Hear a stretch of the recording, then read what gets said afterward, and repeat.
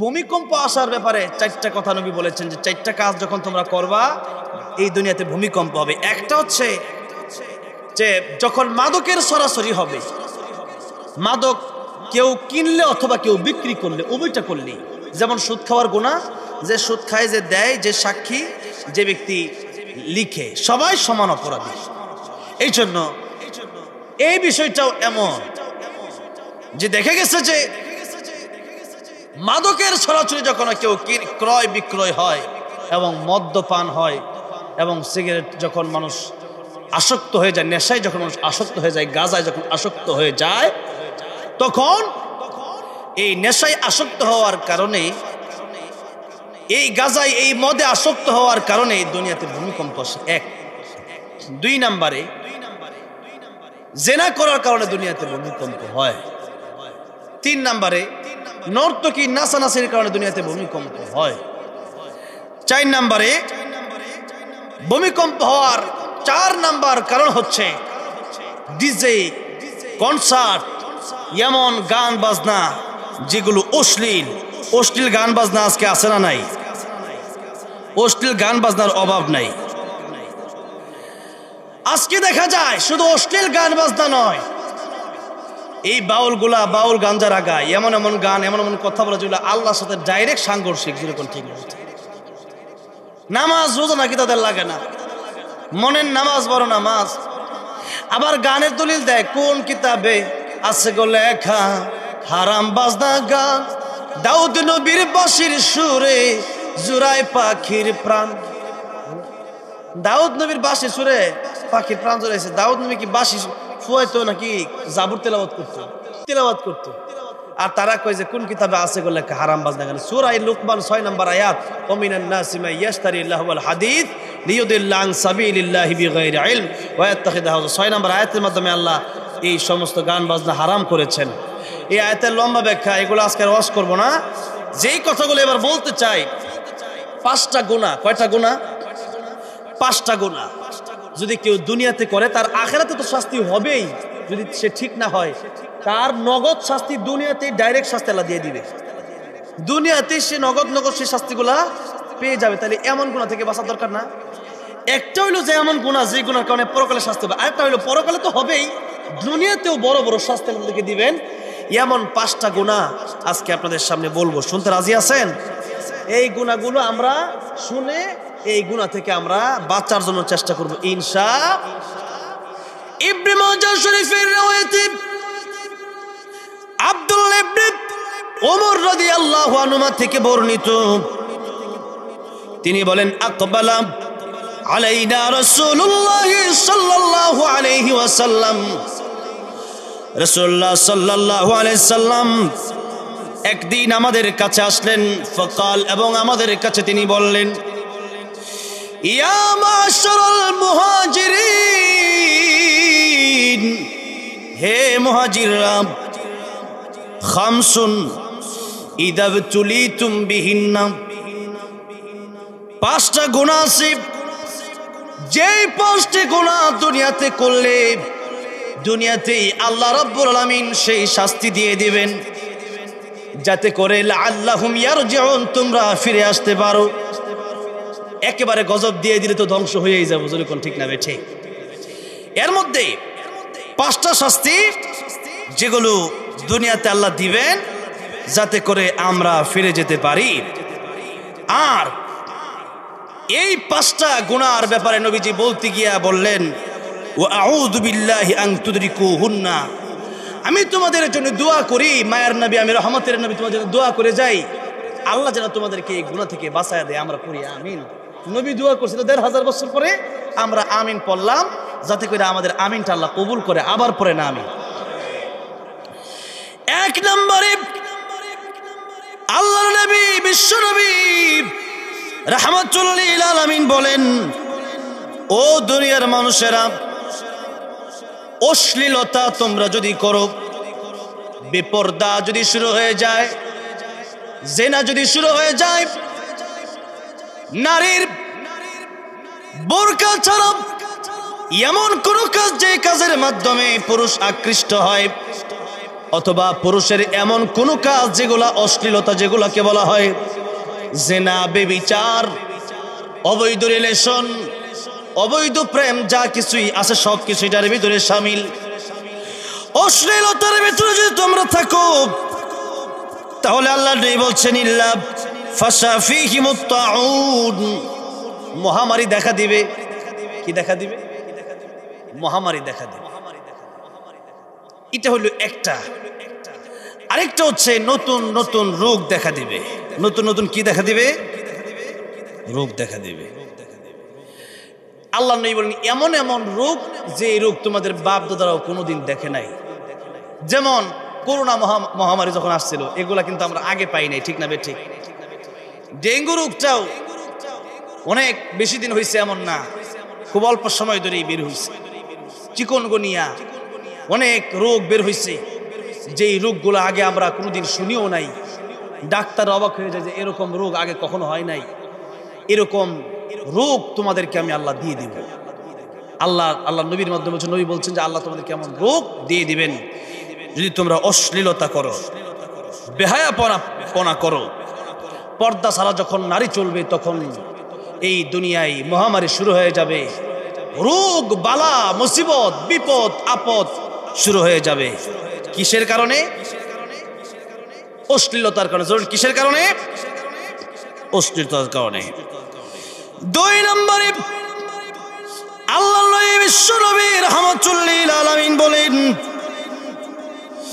2 নম্বরে ওয়ালাম ইয়ানকুসুল মিকিয়াল ওয়াল মিজান, ব্যবসায় যদি তোমরা অসৎ ব্যবসায়ী যদি তোমরা হও, অসৎ কারবার করা যাবে না, মালে বেজাল দেওয়া যাবে না, ওজনে কম দেওয়া যাবে না, মজুতদারির ব্যবসা করা যাবে না, সিন্ডিকেটের ব্যবসা করা যাবে না।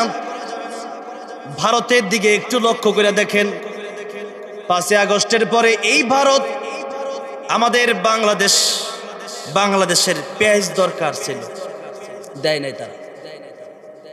বাংলাদেশ 5 আগস্টের পরে ভারত পেঁয়াজ বন্ধ করে দিয়েছিল, আর তারা আমাদেরকে, বাংলাদেশের মানুষকে নিয়ে হাসি ঠাট্টা করছিল যে আমরা তোমাদেরকে পেঁয়াজ না দিলে না খাই মরব, বলছিল না?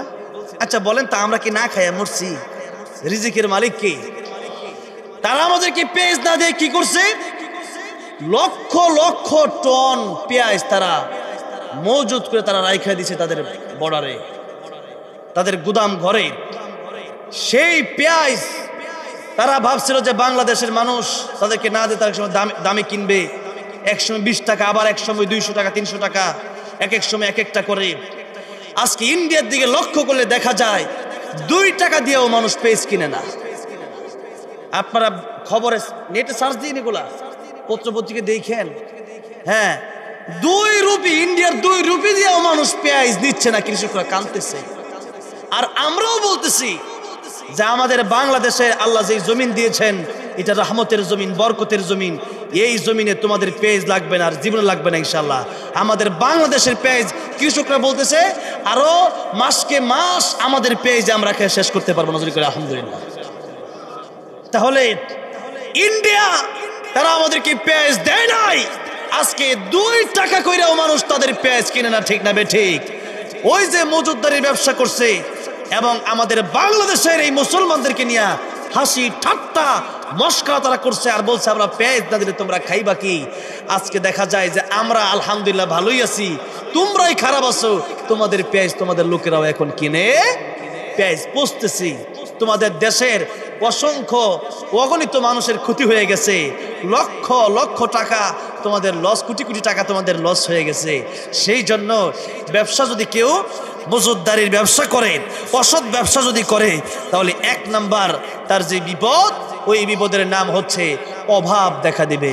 যখন কি দেখা দিবে? অভাব দেখা দিবে। 2 নম্বরে দ্রব্য মূল্যের ঊর্ধ্বগতি হবে। 2 নম্বরে কি হবে? দ্রব্য মূল্যের দাম বেড়ে যাবে। আমরা যত দিন যায় জিনিসের দাম বাড়ে না কমে? খালি বাড়ে। আমারে যদি ভোট দাও তাহলে আমি দেখা গেছে তোমাদেরকে চাইল ডালের দাম সব কমায় দিব। অনেক সময় কথা শুনে মনে হয় যে এই মনে করেন তেল মনে হয় যে খালদা খালি বাইসে আইব, আর চাইল মনে হয় খালি ঘরে এমনি বলা থাকবো, আমার ঘরে খালি দিয়েই চাইল, এরকম মনে হয়। কিন্তু দেখে গেছে সর্বশেষ দাম খালি বাড়ে, যেরকম ঠিক না বেঠি, দাম খালি বাড়েই বাড়ে। কারণ হচ্ছে আমরা ব্যবসার ভিতরে অসৎ হয়ে গেছি। আজকে ব্যবসায়ীরা ঠিক জায়গায় ঠিকভাবে ব্যবসা করছে না।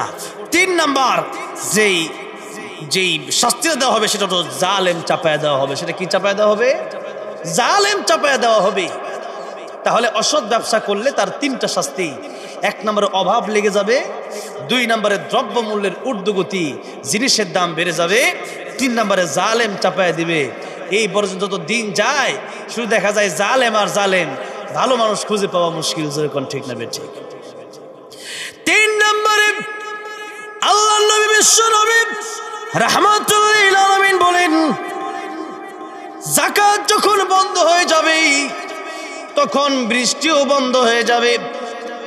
মুসা আলাইহিস সালাম আল্লাহকে জিজ্ঞেস করলেন, আল্লাহ আপনি যদি খুশি হয়ে যান তাহলে আপনি খুশি হয়েছেন বুঝবো কেমনে? আল্লাহ বলেন, মুসা সময় মতো বৃষ্টি দেব, সময় মতো রোদ দেব, যখন যেটা দরকার তখন সেটা দেব, তাহলে বুঝবো আমি আল্লাহ খুশি আছি। আর এই যে কয়েকদিন আগে শীতের দিনে দেখছেন না বৃষ্টি হয়েছে, নভেম্বর মাসে শুরুতে বৃষ্টি হয়েছে। আর যখন বৃষ্টির সময় মতো হবে না তখন মনে করবা আমি আল্লাহ নারাজ। আল্লাহর নবী বলেন, বৃষ্টি যদিও হয় ওয়ালাউলাল বাহাইমু, আল্লাহর নবী বলেন বৃষ্টি যদিও হয় তাহলে এটা পশু পাখি চতুষ্পদ জন্তুর জন্য হবে। চতুষ্পদ জন্তু যদি না থাকতো তাহলে 1 ফোঁটা বৃষ্টিও আর জমিনে হইতো। তোমাদের এত গুনাহ, এরপরে আল্লাহ রাব্বুল আলামিন বৃষ্টি যে দেয়, অনেক সময় অসময় বৃষ্টি হয়, কিন্তু দেখা গেছে যে ওই বৃষ্টিতে আমাদের অনেক সময় এমনও হয় যে ধান খেত আরো তলায় যায়, ধান আমাদের ফসল নষ্টও হয়, এমনও হয়। তাহলে এটার কারণ কি? যাকাত বন্ধ। 4 নাম্বার, আল্লাহ এবং আল্লাহ রাসূলের সাথে কৃত ওয়াদা ভঙ্গ করা। আল্লাহ এবং আল্লাহ রাসূলের সাথে যদি কেউ ওয়াদা ভঙ্গ করে দেয় তখন আল্লাহ রাব্বুল আলামিন দুনিয়াতে শাস্তি চাপায় দেয়, বিজাতীয় শত্রু চাপায় দেওয়া হয়। আল্লাহর হুকুম যখন বান্দা ঠিকভাবে পালন করে না, নামাজে যখন ঠিকভাবে যায় না, আল্লাহকে যখন মানুষ ভুলে গাফেল হয়ে যায়, তখন আল্লাহ নবী বলেন বিজাতীয় শত্রু চাপায় দেওয়া হয়। এমন হয় যে নিজের দেশে থাইকা নিজের দেশের মানুষ নিজের মতো চলতে পারে না, অন্য অন্য রাষ্ট্রের কথাই চলতে হয়, ভারতের কথাই চলতে হয়, আমেরিকার কথাই চলতে হয়, রাশিয়ার কথাই চলতে হয়। কারণ হচ্ছে আল্লাহর সাথে কৃত কর্ম ওয়াদা, আল্লাহর সাথে যে কৃত ওয়াদা ছিল এটা আমরা ভঙ্গ করার কারণে এই শাস্তি। 5 নাম্বার, আল্লাহর হুকুম ছাড়া যখন কোনো মানুষ অন্য হুকুম মানে তখন আপসে দুশ্মনী লাগায় দেওয়া হয়। আল্লাহর হুকুম মানে অন্য হুকুম মানে তখন একে অপরের দুশ্মন হয়ে যায়। দেখবেন একটু ছোটখাটো বিষয় দিয়ে দুশ্মন হয়ে যায়, এটাও একটা আল্লাহর পক্ষ থেকে গজব। সেই জন্য এই গজব থেকে মাঝে মধ্যে ভূমিকম্প হয়, মাঝে মধ্যে ঝগড়া হয়, মাঝে মধ্যে দেখা যায় বৃষ্টি ঠিক মতো হয় না, মাঝে মধ্যে জিনিসের দাম বাড়ে, মাঝে মধ্যে মহামারী আসে। এই সব আল্লাহর পক্ষ থেকে বালা মুসিবত এবং বিমা কাসাবাত আইদিন নাস, আমাদের হাতের কামাই, আমাদের হাতের কি কামাই। তাহলে আমাদের গুনার কারণে এই আযাবগুলো আসে। তাহলে আমাদের গুনার কারণে যেহেতু আযাব আসে, তাহলে আমাদের আযাব থেকে বাঁচার জন্য উপায় হচ্ছে গুনাহ বন্ধ করে দেওয়া। যেমন কি বন্ধ করে দেওয়া? সমস্ত প্রকার গুনাহ যদি আমরা বন্ধ করে দিতে পারি তাহলে আমাদের শাস্তিগুলো বন্ধ হয়ে যাবে, দুনিয়াতেও শান্তি, পরকালেও চির মুক্তি। এই জন্য আল্লাহ রাব্বুল আলামিন আমাদেরকে গুনাহ থেকে হেফাজত করেন, জোরে বলেন আমিন। সমস্ত শাস্তি থেকে আল্লাহ আমাদেরকে হেফাজত করেন, জোরে বলেন আমিন।